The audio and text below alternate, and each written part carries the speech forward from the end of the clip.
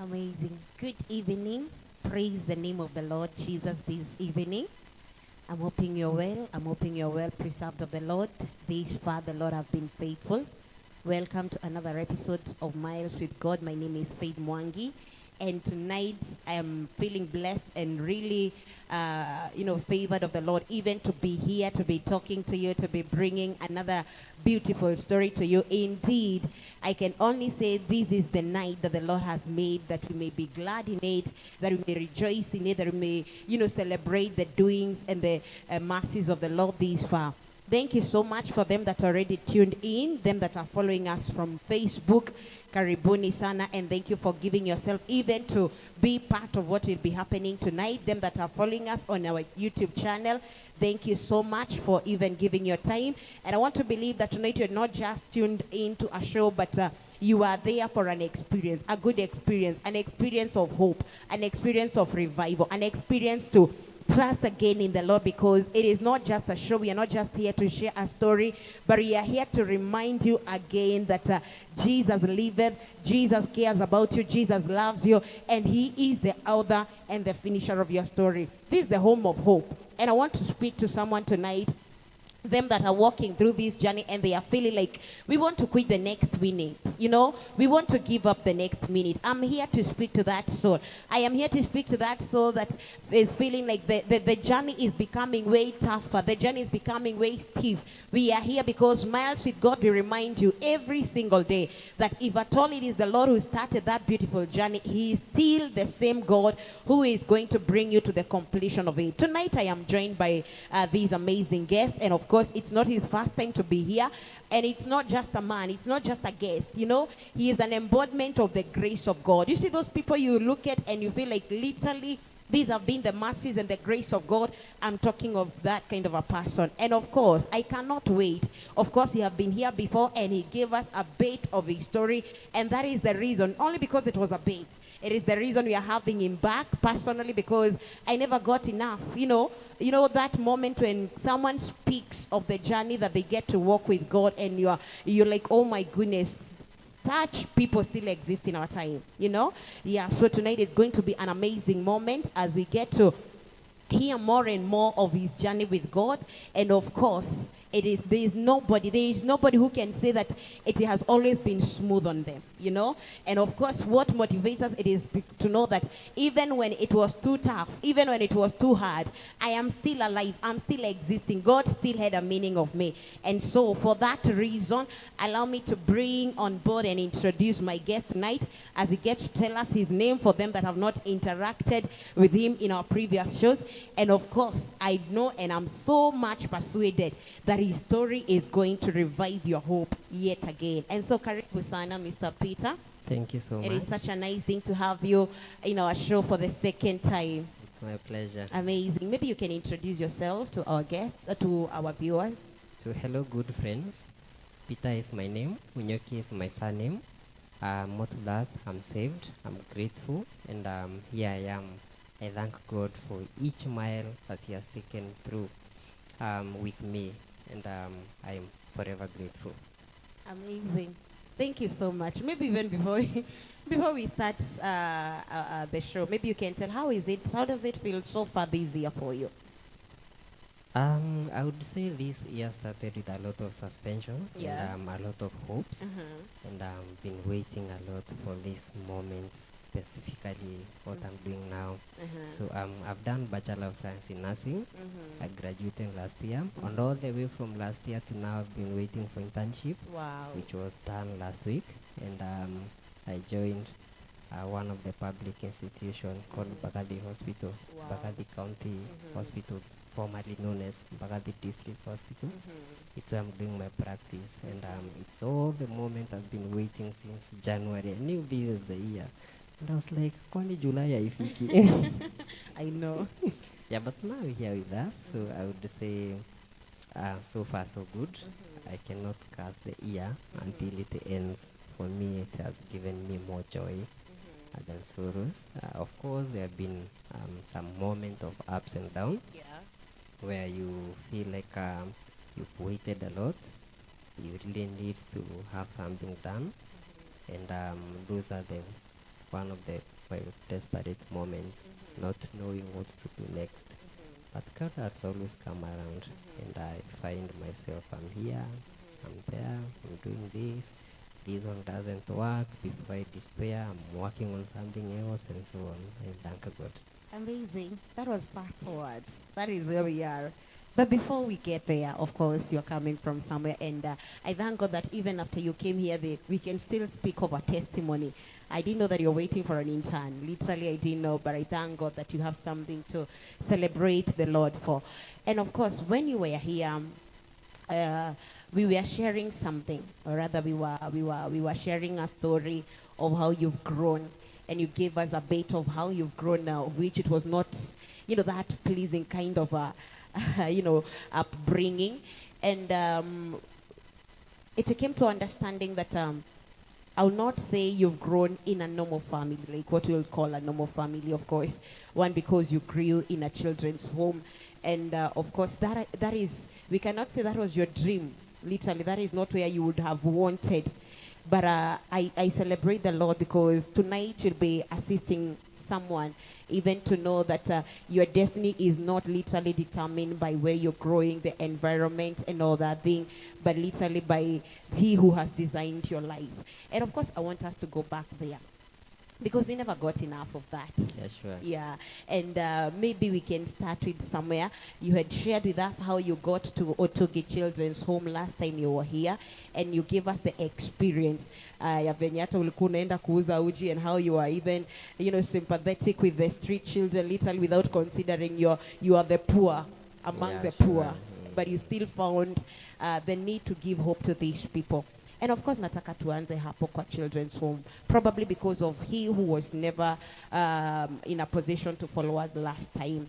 Maybe you can take us through the experience now, because today hamko wawili, leo uko peke yako, you're giving us the real adventure of how you grew in Otugi. Yeah, let me say I was born quite some years ago. So Yeah. my life turned around in 2011 December, Yeah. when I landed in Moya. Before that, I never knew there were children's home, and was very naive from the village, and so I had to survive in the street of Moya. And finally, I got a chance and landed myself to the children's home. By the way, the person who directed me towards that direction didn't know more about Otugi Children's Home. The guy was sending me to Moshiwarata. And for me to reach there, I was to pass through a children's office. And when I went there, the children's office, he was Mr. Karaoke. He's the one who sent me to Otugi Children's Home. And then I got there, and for me, there are some things that really happen in your life, and again you keep on asking yourself, why me, and you battle the change so much. So at some point you either accept the change, or the change will change you. And if you don't accept the change can change you in a very negative way. So for me, I wasn't there as per se looking for a change. I was there looking for something to drive on and survive the harsh environment that I had been subjected of. And I really struggled myself way up. But life in a children's home, it always has its own positive and negatives. And I don't know where you'd discuss first. Maybe we can start with the positive side, and then we'll go to the positive. negative side. The positive side is that in a children's home you get to create your own family. It might not be the same as the family you left back there. Yeah. It might be worse or good, but at some point, if you this is what I'll say. I'll make it simple.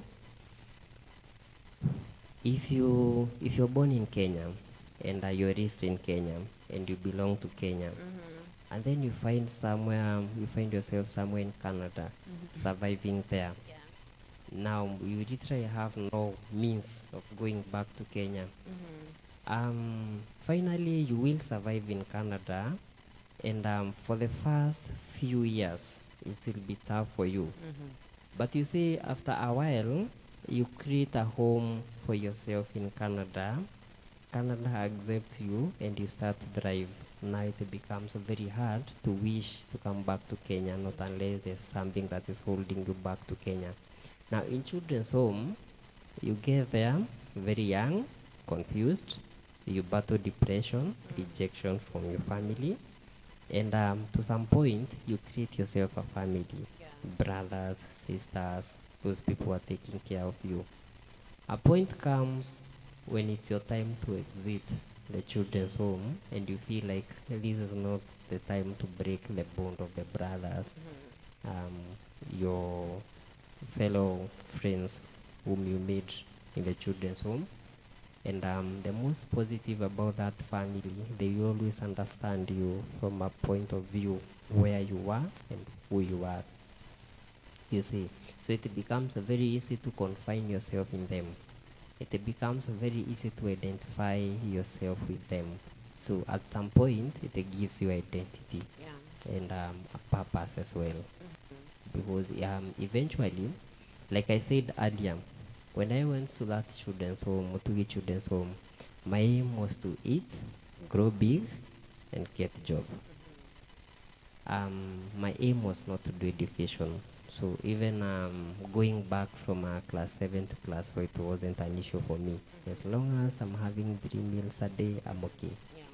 But along the way, through the words that were talked to me by the visitors who visited there, manager, at that time she was a social worker, and friends, teachers, and so on, they transformed and gave me a purpose which was more than eating, a purpose that was more than And surviving growing, and growing. Yeah, so those are the major positives of being in a children's home. Amazing. Let's go to the negative. What made you feel like, this is not the place I ever desired, you know? The negative comes in this way. You have a family. Do you know how hard it is to break that family and live on your own? There's a point I think we don't get it very well, and how I hope anyone who is there working in an institution that deals with supporting these young people, and at some point they become big enough to support themselves and are you ready to break them, please look for a way to have them fall back when there's always troubles. Now, see this life. A guy who is supported by a dad, a father, an uncle, goes through the education system in Kenya, and this guy graduates. In Kenya, it's not easy to graduate and get a job. So you graduate, survive, drive, then get a job. Or look for a job, or create a job for yourself. It's not easy. For a person who is at home, he has a chance of coming back home. Anajua, even if I go to Nairobi, I always and have somewhere to come back. yes, and things don't work out, Yeah. I'll always come back. Now see me. I'm done with the children's home. I really can't go hustle na nirudi huko na mandevu zangu. What am I doing there? You see, eh? So actually, what they've been encouraging us to, once you're done with Form 4 and you're on to college, and they support you through college, they pay you rent, they pay you all those things. You're not expected to come back there. You just continue with your life. No matter how hard life No might. matter how hard life is. Oh. For this kind of a person, it's very hard. A fall back, arudi kwa the dormitory. Ati amekosa place ya kusurvive, kudrive, kunini. So it becomes very hard. Again, being brought up in that children's home, the area that I know most is Mwea. You see, now I'm assuming I had a bad legacy when I was a street kid in Mwea. So there are people who might know me for a thief, a bad person, and so on.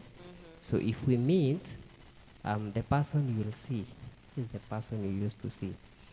In one of my poetry I say that a man is never judged by his intentions, but by his actions. I might slap you in the face, I'm on the face, but you with a good intention of making you a better person, of making you see the light. Naambiwa fungua macho vizuri.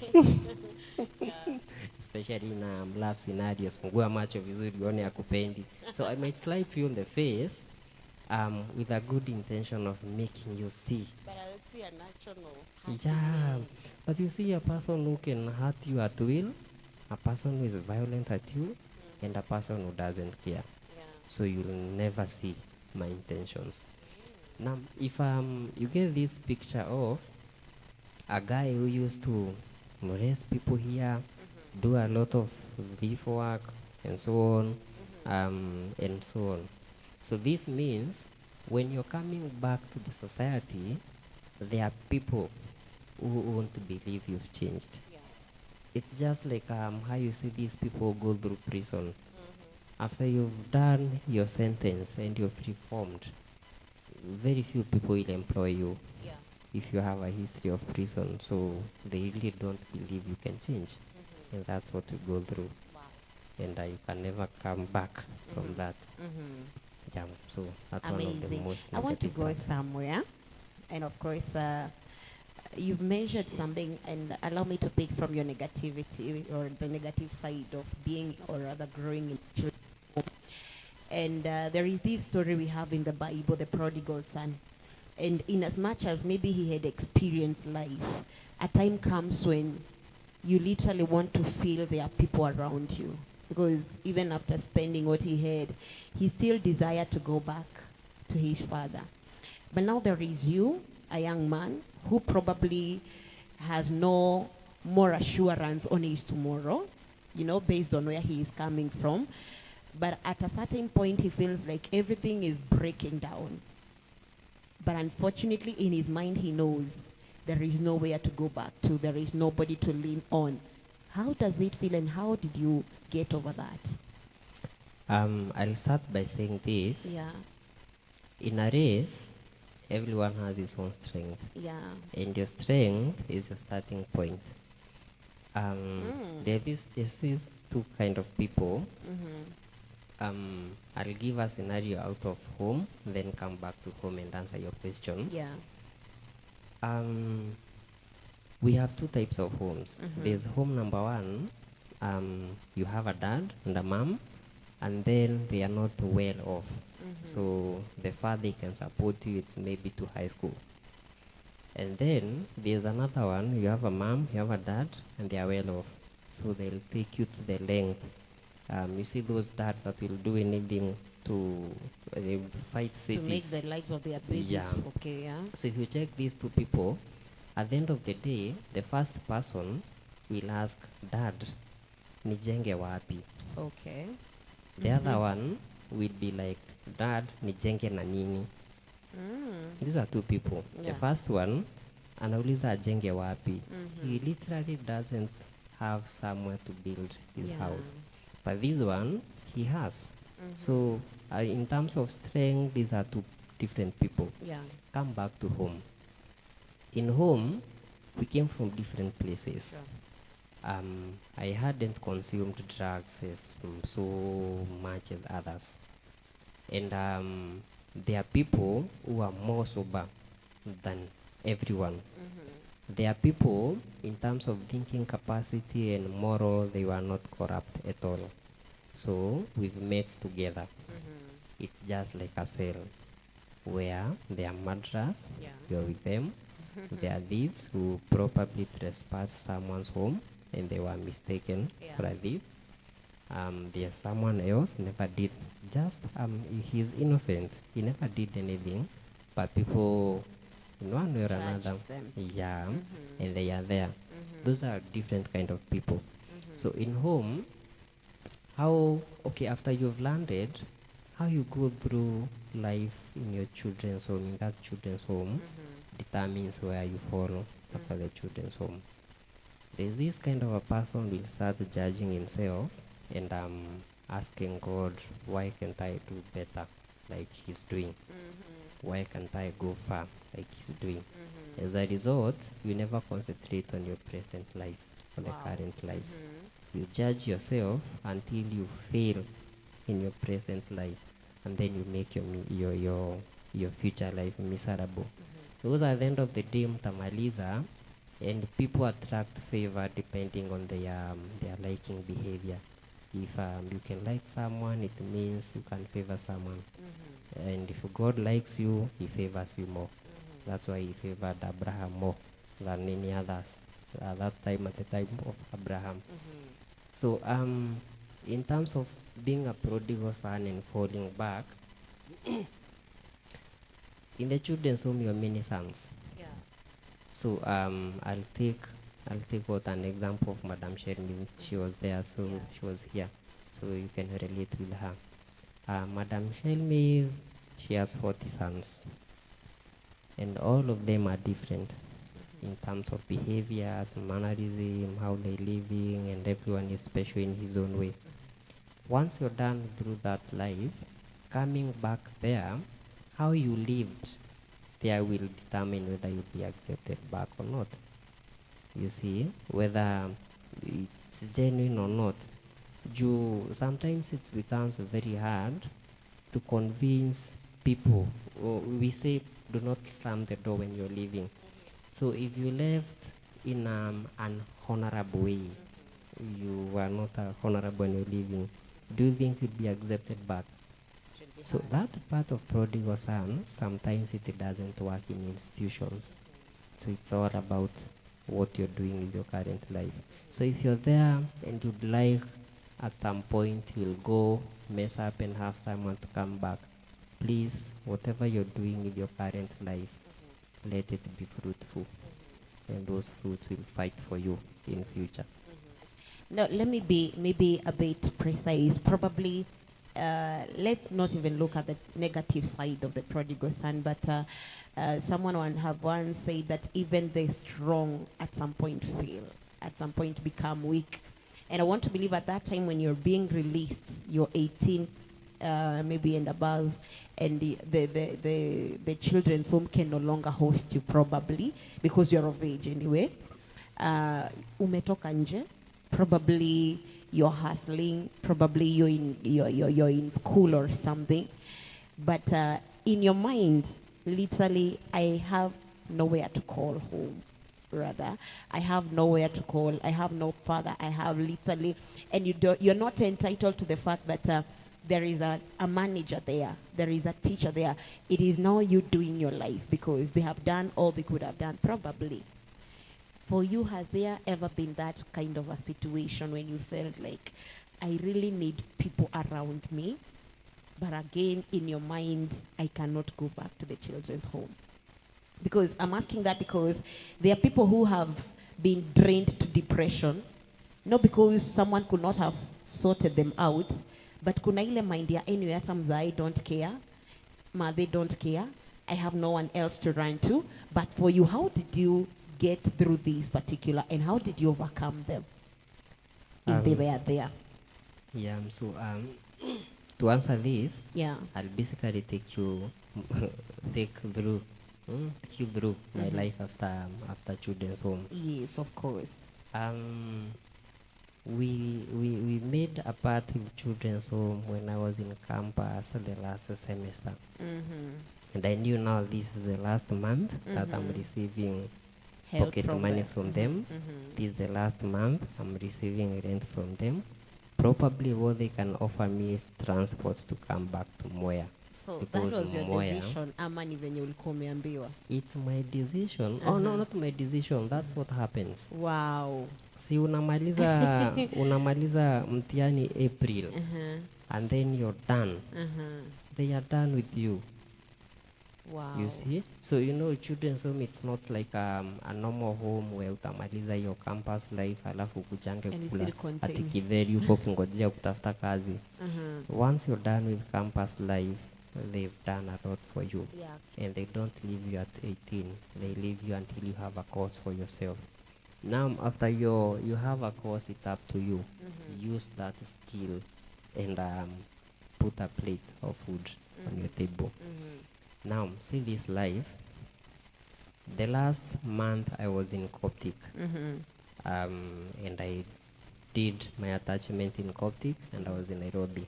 So the far they could have gone is getting me a transport from there to Moya, because Moya is the only place I know I could survive. At least I know a lot of people here. At least I know a lot of places here, and I know a few areas that I could go look for a job. Now I'm back. From the few savings, from the few coins that I had in Nairobi, I have rented a house. I literally don't know where next month's rent will come. Or even foods. Yes, I can't battle people kuambia food, all this, you see, eh? So unachanua two areas. You just pray to God that whenever I land my feet in, I shall not live out hungry. So you think through a lot. What can you do to survive? Yeah. Now that I cannot go back to children's home, I'm on my own. You start a journey of friends. The network I've had created in high school and in campus here around Moya. I believe nikikuja kwako, we have a story for 2 or 3 hours, a fruitful story. It's very hard nitoe kama sina kikombe ya chai. I've survived. So in our communication in one way or another, umepata kuna place, kuna kazi, kama ni ya siku moja ama mbili. Nimefanya mpaka mjengo. Nimechimba mpaka there's a time I literally didn't have any money. I needed rent to pay and so on. So there's a time niliambiwa kuna mkaburi fulani nataka kuchimbwa hii side. And then because they know me for a network of youths, you are looking for just 5 of them, wape 5,000. And I'm like, yeah, I have them. I went to look for them, 4 of them. I was the 5th one. And we did the work, and at the end of the day, nilikuwa na dhao yangu moja. Wow. At some point, I made a friend from a writing hub called Valdatech. And since in campus, I was doing hizi kazi kidogo za writing. And I did computer in high school. In campus, I did nursing informatics, more of computer. So in terms of knowledge and capacity, computer skills, I do have them. Graphic designs, I do know how to make very good of them. Posters, few things that I know to do, I can do. So I went there and vouched for a position to be a writer. So within that first week, I installed Wi-Fi. And I started. So at the end of the week, one way or another, I have my 1,000 or 2,000 from writing. So I survived all through that way until I got my first job, geriatric nursing. Okay, you know, after you're done, after you graduate, okay, even before graduation, I survived here for a while, looking for jobs here and there.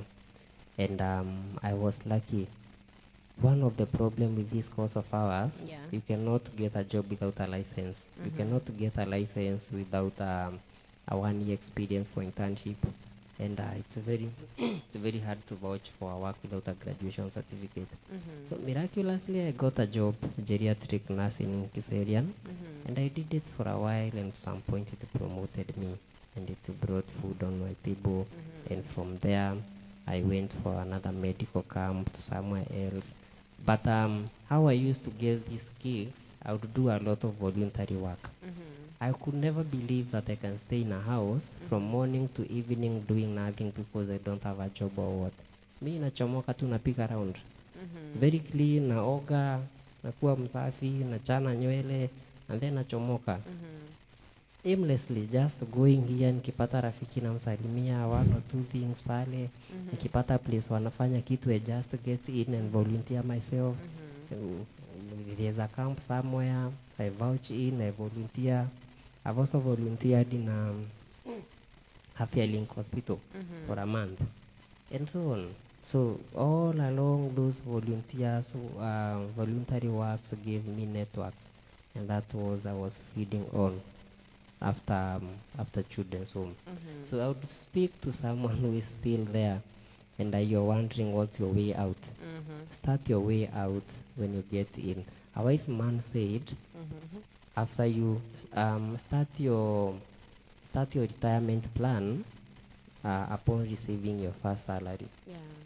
By the time you're receiving your last salary, your plan is already and it's ready to be implemented. So that's how I survived. Wow. So for you, you cannot say, like, literally there was that moment when you felt like my world is collapsing. Yeah, I did. I remember this one time. In a two-week children's home, you have two moments where you're out of children's home, Yeah. and you really need to drive by yourself to get somewhere. The first moment is after Form 4.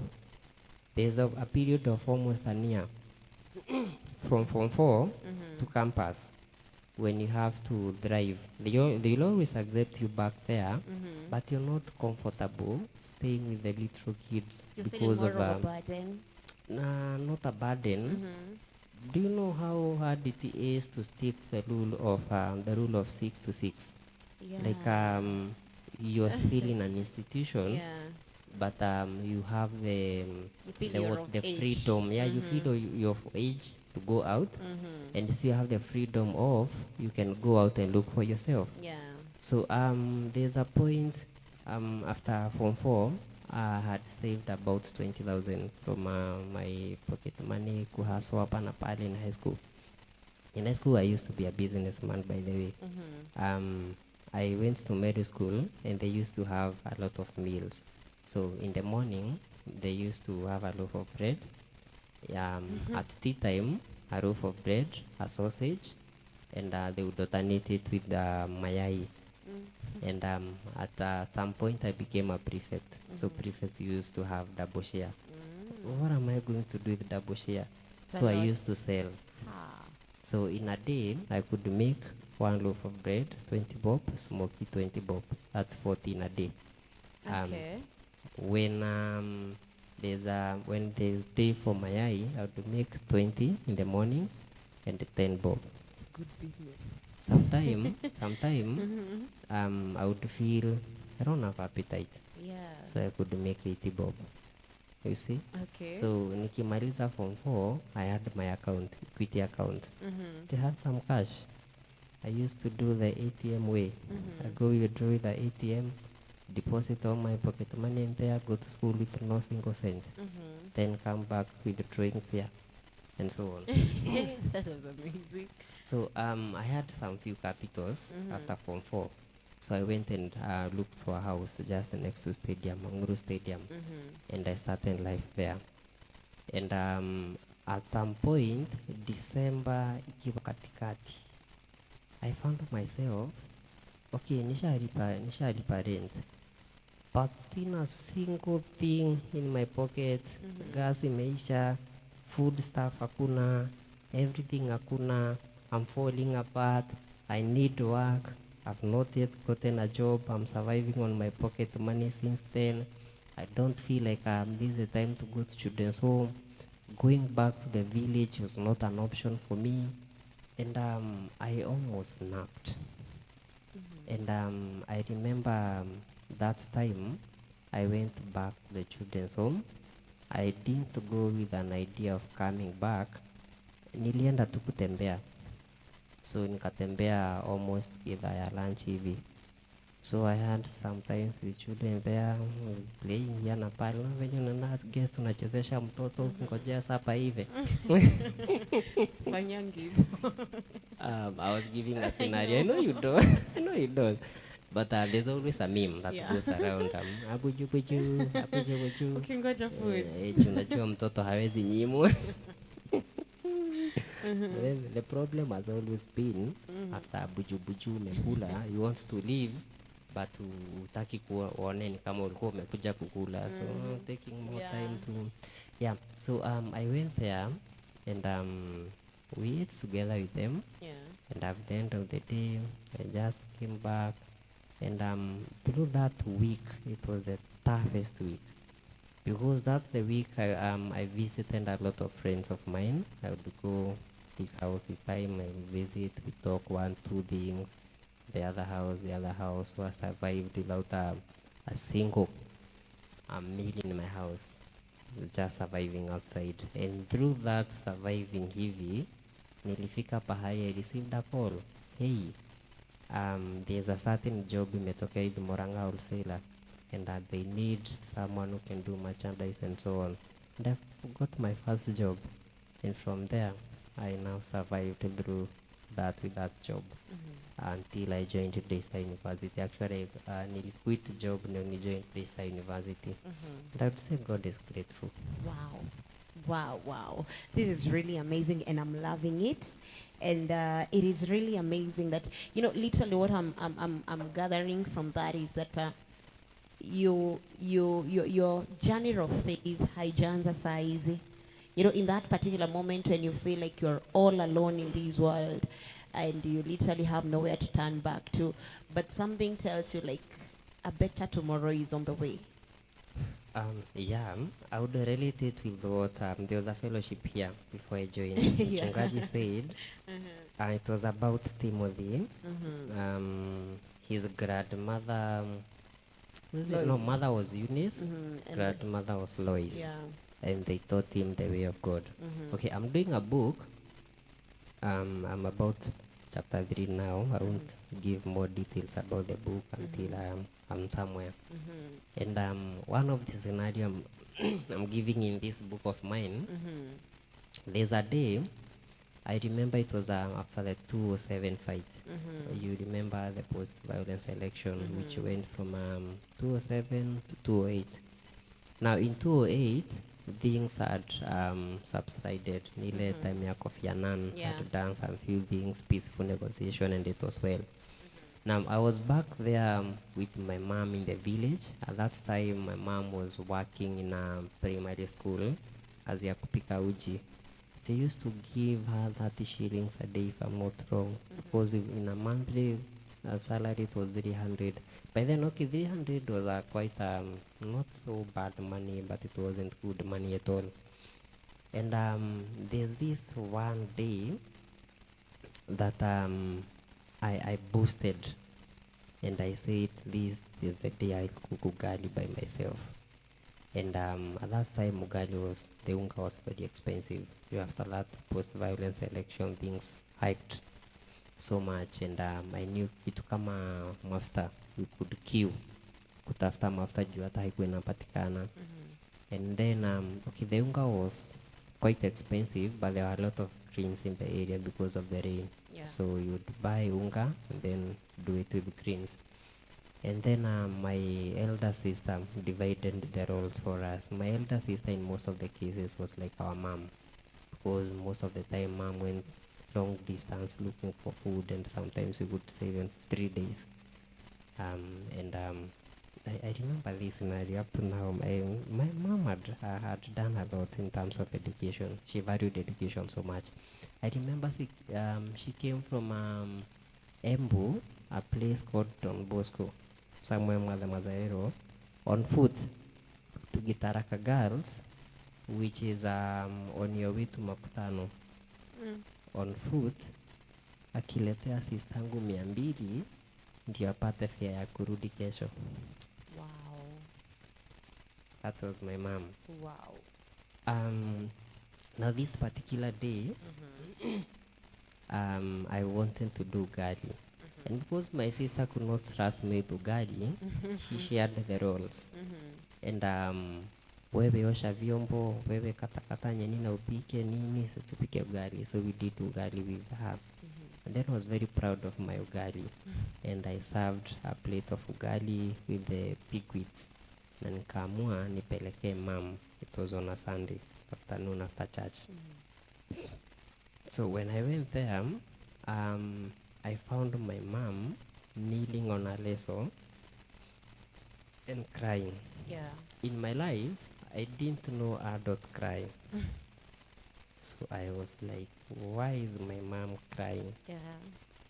But anyway, I went with a meal of a plate of ugali and greens. And I told mom, nimekuletea food. So my mom akaketi chini, akajipanguza machozi, akaniambia keti hapa. And then my mom made me eat the plate of food yenye nimemletea. Na akaniambia haisi njaa. It broke my heart. Literally, it broke my heart. Yeah, and my mom never tasted even a single bite of that ugali. And it broke my heart till I was 15 from 12. Only to realize that my mom was actually fasting. Wow. Now, time will always tell you something. You might be very young to understand, or maybe you're too old to understand some things. And I could never understand my mom's point of a prayerful life and so on, not until I was 15, when I was 12. So basically, in terms of spiritual life, there's always been a moral compass that has guided me all through. There are some things I would do, and I'm like, kuna vile roho hataki nifanye hivi nini.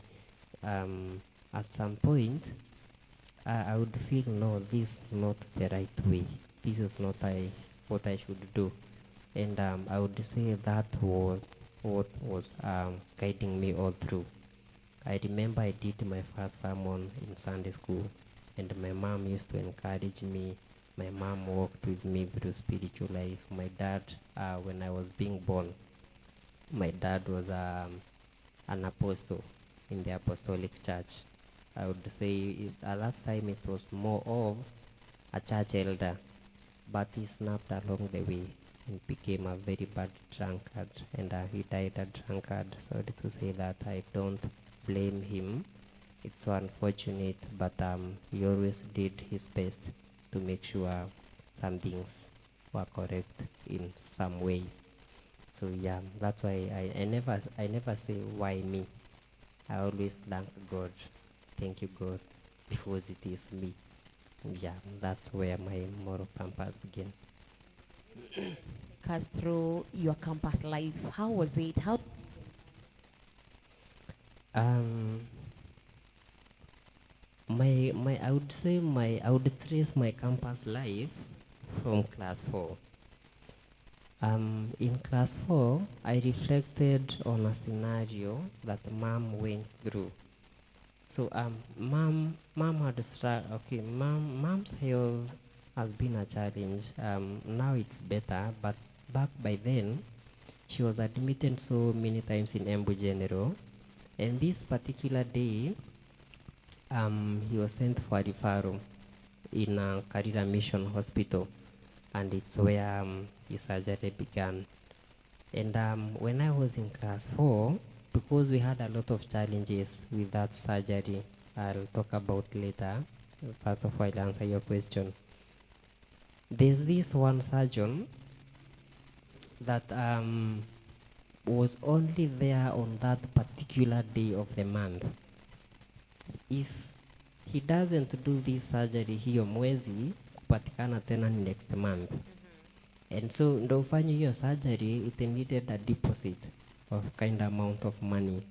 My mom didn't have that money, and my mom and her parents were not in good terms. So mom borrowed a phone from this surgeon. Akaambia surgeon, kwetu kuna mali, kuna ng'ombe, kuna shamba, kuna nini, wewe fanya hivi, mzaini venye hajui ama na hii surgery ni muhimu, wewe nifanye surgery, akishasikia kuna surgery, hii pesa kesho utalala nayo. And the surgeon was soft-hearted, and he sympathized with mom, and the surgery was done. So when I was in class 4, those are the kind of reflection that happened. So before nifike class 7, I changed my name to Peter Barak. I was Sergeant Peter in class 4. wow. And all my books from class 4 all the way to class 7 Apple, I had always been a Sergeant Peter. Now, back now to where it began. Mm-hmm. I scored very well in campus, not in campus, in a Meru school, high school. Mm-hmm. And I was qualified to do medicine and surgery. It has always been my course Wow. from class 4, Mm-hmm. and I was qualified for it. By then, when we were doing the COOPS placement service, Mm-hmm. I was working for Moranga wholesaler in Kangari. Mm-hmm. And I had a very busy shift because nilikuwa nimepewa route, a different route every day from Monday to Saturday. And most of this route is nowhere you could see a cyber.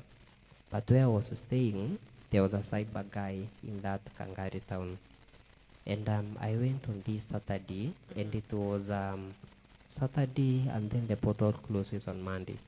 But because the guy doesn't open on Sunday, nilimwachia details zangu nikuje kufollow up on Monday after job. Yeah. So nikamwachia details. Ilikuwa the first week after employment hapo. So I didn't have enough money to do that, but nilikuwa na transport allowance ya 2000. And basically ukitumia transport allowance ya 2000, then I don't know how you could journey that route. And at that time, we had a manager, Togi Children's Home. By then, she was Captain Susan. So I called Captain Susan. Kamwambia, the portal is open and I'm having trouble collecting resources. I need 1,500, but I already have 500 because now ito ile 2,515, I would say tanipeleka mbali kidogo. Yeah. Before I ask for advance and so on. So Captain Susan gave me 1,000. Nikaiunganisha na 500 and I applied. It was more of kumwachia. I did the payment and nikamwambia the courses that I'm interested in. If medicine and surgery doesn't work, please do for me clinical medicine. Na nikaenda. Only to come on Monday, the guy hasn't done anything. What? The guy always had a queue from there to there. Wow. So the guy felt guilty. Juu nilikuwa nimemlipa mpaka 300 ya hiyo kazi. So all the guy did, he never paid details to what I needed. So tu alikuwa ananiuliza, unataka kwenda Nairobi? Ngambia Nairobi like ni tough sana, no usieke Nairobi. Anaeka hii. So he never took time to consider my cluster weight versus where he was placing me. So automatically I was knocked out from the first division. Now come in second division. Wow. Here's where God works. In second division, they wipe out all those courses that are filled and universities that are filled. Then you're left with those that were never people's choice, not many of them. So I looked for education. Now it was an alternative. But the only education I could see in that portal, because the second time I did it for myself, I had already learned a lot about the COOPS. And I had realized by then I can do it with my phone. I don't need the guy. So the only course I saw for education was the ECD. I'm like, with these kind of marks, mbona nikuwe mwalimu wa nursery? I know. So it wasn't a choice. And then an idea struck in my mind, let me look for those universities that offers those courses. Now I would settle for any medical course. Acha nitafute university, ni take a random course, and then kifika huko ni switch. Because I had heard you can switch inside the institution. So I did some mapping, and one of the mapping was Kabarak University. So Kabarak University called me to do Bachelor of Science. Just that, Bachelor of Science. I didn't know what Bachelor Science was, and it's not an art, so it's not something that unaweza kufunza sciences. I was very good in the 3 sciences. In fact, I performed 3 sciences, both of them better than CRE. I don't know why. I still love God, though. Yeah, so I did a phone call to Kabarak University. And Kabarak University tells me the COOPS position are all filled up, not unless you come as a parallel student. Wow. Wow. Otugi Otugi. students who could not afford that. I know. So the transfer portal opened up. Wow. I first did a transfer from Kabarak to Kirinyaga University. Kirinyaga University never accepted my transfer. So next I did transfer from Kabarak University to Daystar University. I did it on a Friday, and on Monday I was there. Wow. And that's where I did Bachelor of Science in Nursing. And up to now, I don't regret doing that course. Up to now, How I was don't life there regret. in Daystar? Did you ever feel Now, like life in Daystar, it was very tricky. Tell me about it. Remember, before I landed to Daystar, I battled with a depression, Yeah. identity crisis, and so on. That is why you are changing your name? Yeah, I changed from Peter Barak in high school. I changed it to Peter Shamga, and now I'm in campus. Now in campus, basically Daystar University, it's full of rich kids. Okay. People drive vehicles huko. Hey. Na kuna wewe. Alafu kuna mimi nikiingia hiyo campus, I remember vividly. Shelby alikuwa amenituma somewhere in Kutus to get a briefcase ya kuweka vitu zangu, a pair of shoe, slippers, and then na a few clothes. And then the money that I had already bought household items. Lakini nilikuwa na TV, nilikuwa na kiti, tanda. Yeah, nilikuwa na gas. I was working. So all my money had bought household items. Yeah. So I didn't have any money that was left for clothes and so on. And that's how I went to campus. Kufika kule, I realized I can't get a house. Immediately, I chose to live inside the campus in hostel. So I left my things in Moya and just went with my briefcase and so on. Life huko ilinitandika. For this reason, you're meeting new people. Apart from 2 friends we met there, na tulikuwa na wao middle school. No one else you know there. Everyone has his own lifestyle, and people there are classic. The first week, I did my first semester online, so I never went to campus. My first semester was online. So the friends that I knew from school, I had never met them. So it was my first time meeting them. And I'm like, venye naonanga yule kumbe hakuangi hivyo. Huyu anakanga hana pesa, kumbe akona pesa. Yule anakanga pesa sana kuliko yule, kumbe ni yeye akona kidogo kuliko yule. So the first weekend, there's always this culture of Daystar, we call it fresher dinner. Now fresher dinner, you expected to dress to your maximum. And then if you can get a date, you come with a date. And it's only meant for the freshers peke yake. In fact, wanakaguanga your ID ukiingia kwa hall to make sure ni fresher peke yake. And they prepare a lot of meals. They decorate the house, they have presentations and so on, still from fresher. And they help freshers discover their talents in that night. I didn't know much about dinner. I didn't have clothes that could walk me to dinner. But I still went, regardless. I remember I went with a jeans, trouser, a shirt, and slippers. Juu nilikuwa na slippers za bata. I didn't know there were classic things called Crocs. Would you even slides. attempt a date at that time? No, I wouldn't. I'll tell you why later. I suffered before there. I also didn't have confidence to approach a girl and say, hey, can you be my date for today? And so, nataka mani pretend nini. I didn't have that courage. But anyway, I still went for the dinner.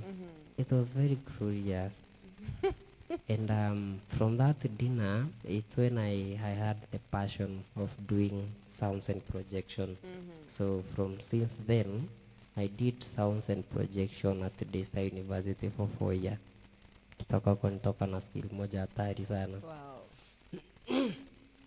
So my life in campus started there.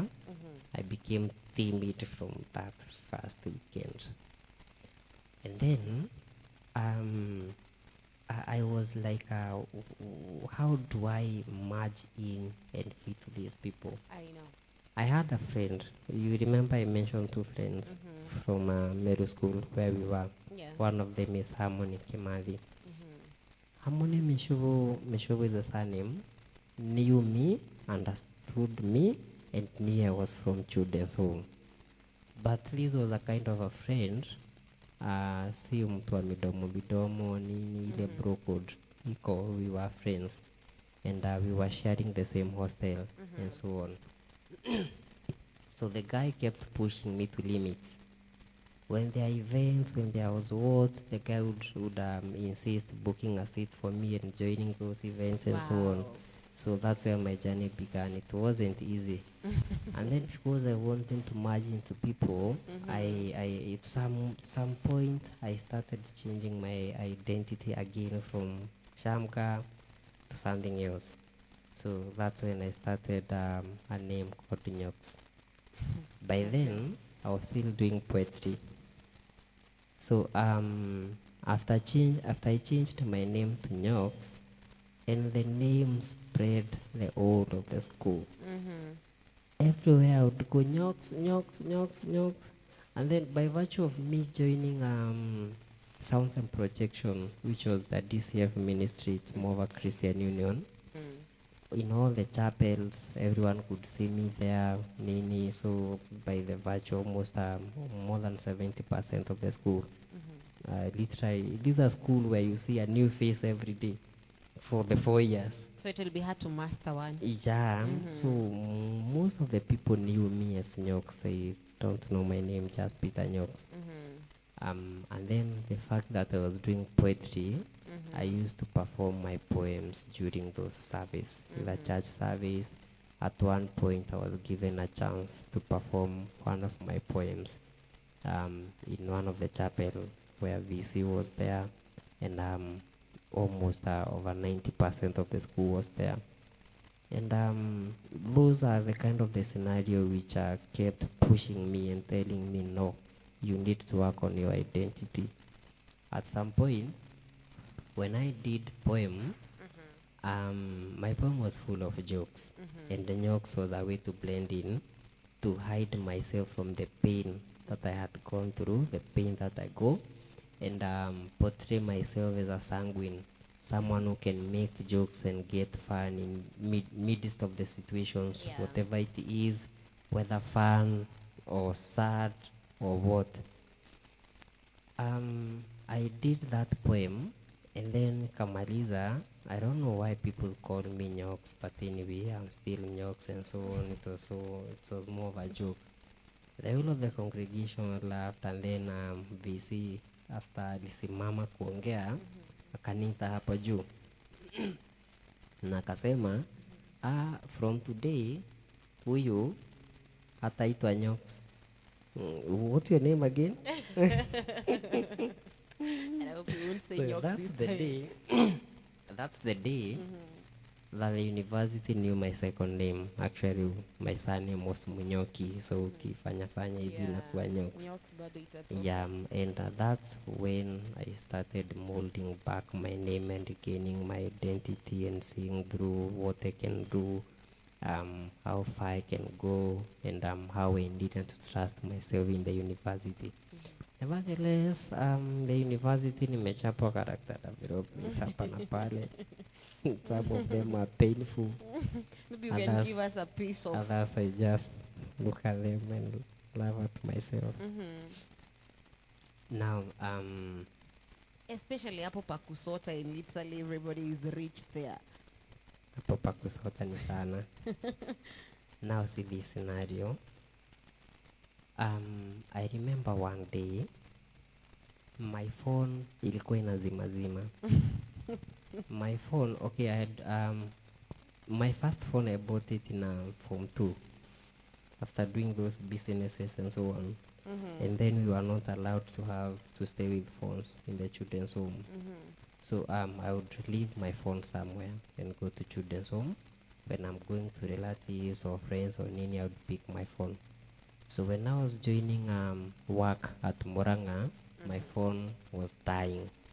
And so one of the part after I did quite a good work, and I was awarded a bonus for 9K plus the salary and so on. It's when I did my phone, my first phone, my second phone, come on Spark. It was Techno Spark 4 year. Now I worked with it still around Form 1, Form 2. Form 2 is when I started, not Form 2, I mean year 2. It's when I started opening up to events and joining the event. By then, I had bought a couple of trousers and so on, and I had done some kind of a sweatpants. Hizo ndizo nilikuwa zinavaliwa huko. So I had several of them, about 4 hivi, as a way of merging in and so on. Now, they came to this scenario when my phone ilikuwa inakaa kizimazima. I would think my phone is on with me, only to realize I've been mteja for the last 1 hour. In that phone of mine, money ilikuwa inaingia through the Equity Bank. The home could give us some check and so on. Check inaingia, na ikiingia kitu ya kwanza ni kulipa madeni za last month. Mimi sikuwa naweka madeni. As long as napata pesa hivi, hata ili nilipe madeni zote, niachwe nikikopa zingine. Because it was never enough in campus. I really struggled my financial way up. I gained financial stability in year 3. Now, this particular day, I get a connection. Most of the times connections go to Harmony. But this time, I got connection from somewhere else, and we were going for a church in Nairobi. I didn't like the idea of going to Nairobi so much because I knew very little about Nairobi. The only place I knew ni Tirum na Archive. Na most of the time ningetoka Archive, nizunguke mara 5 before niingie Tirum. And actually it's opposite. I don't believe you. I didn't buy the idea of going to Nairobi so oftenly because I feared Amani ilikuwa ukiingia gari ya lazima. kurudi. Sasa lazima nifuate mtu ati akipotea nimepotea. Then my phone ilikuwa inazimazima. So ilizima nikawapoteza. By the time naifungua ananiambia niko hapa, mimi sijui uko wapi. Unauliza direction hivi, unaenda hivi, unazungusha hivi. Eventually niliwapata in a certain hotel. My friend, I didn't see it of a much a classic hotel, but it was in Nairobi. So kufika hapo, si watu wanaitisha, nilipata washaitisha. Sasa nimeketi karibu na wao, na Vuita ameniuliza nikuletee nini. Kiambo uletewe nini, macho yote imekuangalia hivyo. We are table filled with girls, very very beautiful ladies dressed very well, and they are like waiting tuone unaitisha nini, unaona. Okay. So I look at this side, naona huyu anakula hii, huyu anakula hii. Nyamaza hivyo naangalia. Sasa naona kitu inakaa ni kama ni mandazi, si mandazi, imetengenezwa ni kama inakaa ni imechanganywa na samosa hivi. I didn't know they used to call them hot dogs and kebabs and so on. Nikaangalia hivyo, hiyo waiter akaona ni kama I'm getting confused. Kanizama nikuletee kama ya huyo.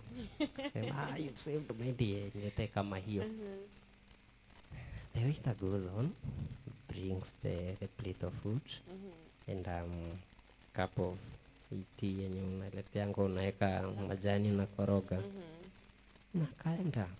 The next time anakuja, my friend ananiletea bili ya 465. My friend,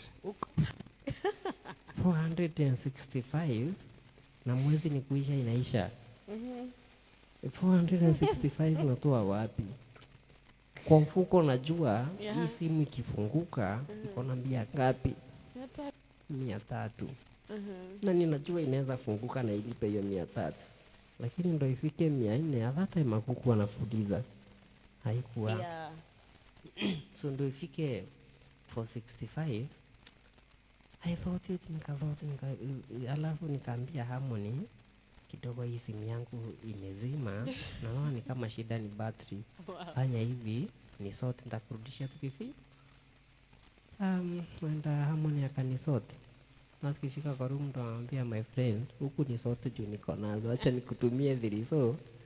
And then we'll always find the balance. That's how we used to do mathematics na yeye. If ako short of money na niko nayo, tuna channel that side and then ikirudi tunarudisha hivyo. So that was one of the scenario.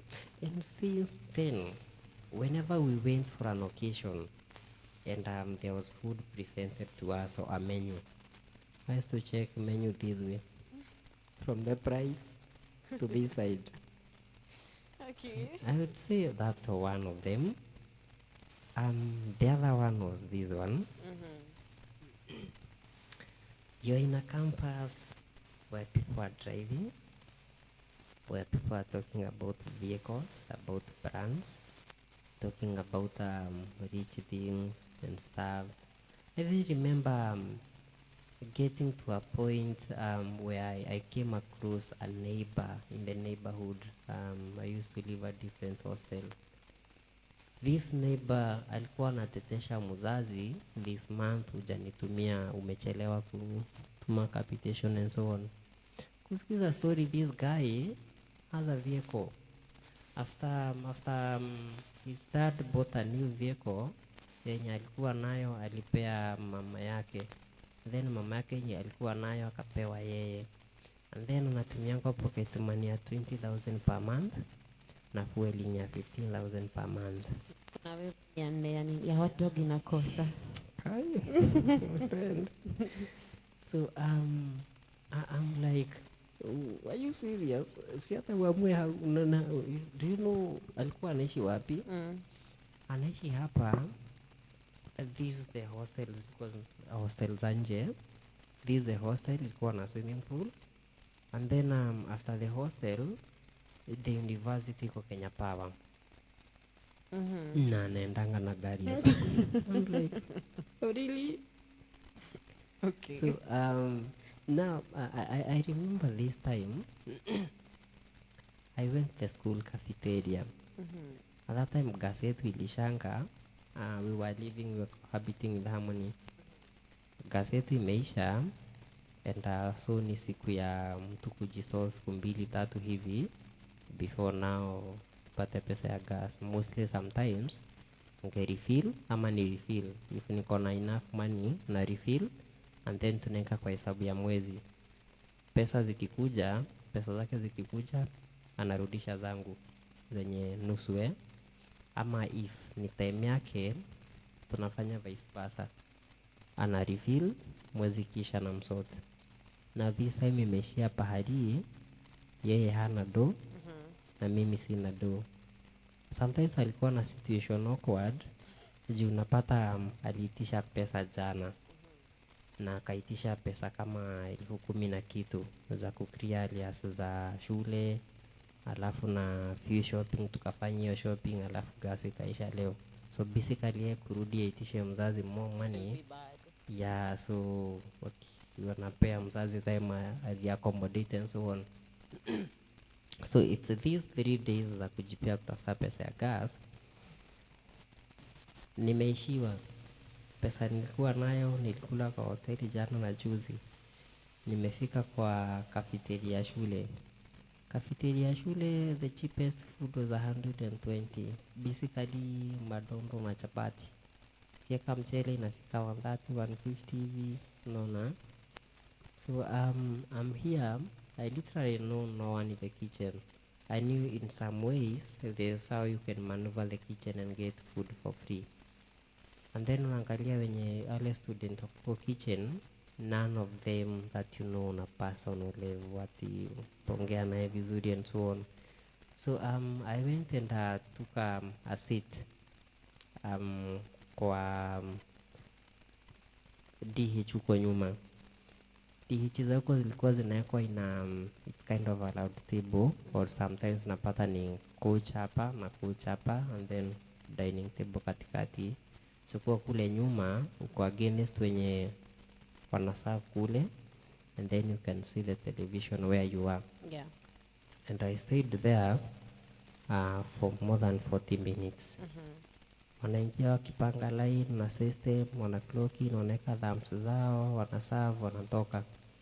I stayed there for about 40 minutes and I don't know how it happened. Someone akakuja na sahani mbili. It's like alikuwa amepata receipt yake na rafiki yake, alikuwa amemchukulia food or something. And then akarealize rafiki yake hayuko anywhere near the campus. So kwa hivyo alikujanga na food hapo. Kaniuliza, do you have a meal? Yeah. Oops. Kashiba. Yeah, so there are more scenarios in campus where I had a lot of breakdowns and so on, but things always came out in a very smooth way. I don't know what God did those time, but there's no single time I would really stretch for food or for rent. Sometimes my rent ilikuwa inachelewa, rent ya January inaingia February ikianza, or sometimes rent ya January inaingia ikiisha, nasikuwa ifungiwa nyumba, nasikuwa ikorofishana na mtu juu ya madeni na so on. Some points I just thank God. Wow. Wow. And because it's miles with God and our time is almost over, and literally I enjoy every bit of your story, even the journey of hope, the journey of faith. And like I had said before some few minutes ago, most of the time we don't break because there is nothing that could have been done. But it's looking back at the situation and you feel like, I don't think there is anybody that I can engage. I don't think there is anybody who feels the burden that I'm carrying, the weight of my, situation and all that thing. And I'm loving it when literally, even when there was nobody to look at to, you still believed things have to be right anyway. I don't have a reason to break. I don't have a reason to lose hope. I don't have a reason, because that is literally miling with God. That is literally what we call walking with God. When in as much as every other thing will leave, I have a reason. And God is my reason. So maybe what can you tell someone about how you have understood about God in all your life? And probably even as we speak, because I want to believe what you're speaking right now might be someone present, situation, or probably someone who has gone through it, but unfortunately they never blossomed like you did, maybe. But you have that one particular thing that maybe you have learned about your God through that journey. Maybe you can speak it as we get to encourage someone tonight. I would start by saying God works in a very mysterious way. Yeah. Sometimes it's very hard to understand God. There's a person who told me that some mysteries are never meant to be solved. They are just meant to be appreciated. Yeah, sure. And at some point in my life, I asked my sister, my sister firstborn was always in service. And she was a youth leader, and she was very much committed in what she was doing. At one point I asked her, why do we have to suffer, and we have a God who is a provider, a God who does things for people. I hear he did these things for Abraham. At that time I was about 12, 11 years or 10. My sister gave me a very funny answer and told me, God's people have to go through a lot so that they can be an example to those that are going through a lot. And growing up, I started relating some scenarios. The scenarios of people in the Bible who went through a lot and came out strong. Yeah, sure. And in reflection to my life, I would say there's no moment I can stand and say that whatever I went through was for nothing. Simply, the problem that took me from the village and landed me to Moya, if it did not land me to Moya, I would not be here. If the situations that I was going through and the situations took me to Tugi Children's Home. If they never did, I would still not be here. If all that I went through, I never went through it, I went through a soft life, I wouldn't be someone who is impacting people the way I am, you see, with my story and encouraging them. So again, about this God, what I've learned is that God is a mysterious God who works for the benefit of those that trust in him. Remember Moses. If Moses never had a journey in the river, there's no way Moses would have journeyed the king's place. If Moses never journeyed in the king's place, Moses would have never had enough knowledge and experience to lead the people of God from that place. Because for him to do that, he needed to understand how the palace works and how to approach the Pharaoh. And Moses did not need a kind of secretary introduction ati enda wambie Farao niko hapa nje nimetumwa na saa God, the I am. But because Moses had a journey with the king, it was easier for him to reach the king and get the people of Israel out. So again, what you're going through, whatever it is, we might not understand it, because at some point no one can understand you other than God and you. Just hang in there. It's for a reason. As much as you want to take it in a negative way, as much as it is a burden to you, just hold on. It's not yet done. And God will work through you, work in you, and work with you. And at the end, it's just amazing how he works. Wow. I think there is no better way to finish this. Personally, I really love your story. Currently, I really love your story, and I hope that you are encouraged. I hope that I always say this: there are people who are already cursing their lives, you know, and apparently when he started telling us about his story, the reason why he had gone to children's home, in his mind ilikuwa kukula, to grow so that he can gather the capacity to go and hustle. But you can imagine, like, all these, the process of going to the children's home, God had orchestrated that there is something better that should come out of this particular person. It is not about where he is going, the people that he's going to meet, but whatever he is going through, it is part of the story that I have in store for him. And the question is, how many times have you cast your journey simply because you don't know the intentions of God in that particular thing? And it is such a sad thing when you don't realize the intention of God in that particular situation, because at the end of the day, most of the time you will never take it positively. You know, most of the time you will never see the end point of it. The word says that he speaks of the end while standing in the beginning. And I'm saying this because we tend to judge our tomorrow based on where we are today. You need to understand that our God is not just a God of today. When he said that he's the Alpha, that is not where it ended. But he also said he's the Omega. And one thing that you need to understand is not just the Alpha and the Omega, but he is also the process through it. And so, do not judge the situation, or rather yourself out of a situation. Do not judge yourself out of a season. One thing you need to understand, it is God who got that season in his hands. And whatever he is doing, only him understands better. And the only thing that I can encourage you is that get to understand these things that I'm going through. My life is literally is in the hands of God. He had it, you know, put in his program as far as my life is concerned, and my destiny is his intentionality. My future is his intentionality. My life, God have it in his plan. And you don't need to give up on yourself. You don't need to give up on him. You don't need to give up on the process, because as long as it's miles with God, God can never fail, and he will never turn to be a failure. Thank you so much for tuning in. I can see so many that we are following us, and I'm so glad, and I'm so, I'm overjoyed even to see that people were really there tuned in to follow this amazing story. Personally, I want to bless the Lord for you, and I pray that you too, God is going to give you a reason to testify. Like he is sitting here to tell that yesterday it was dark, but today it's bright. Yesterday it was not certain, but today he can literally speak with assurance of where he is headed.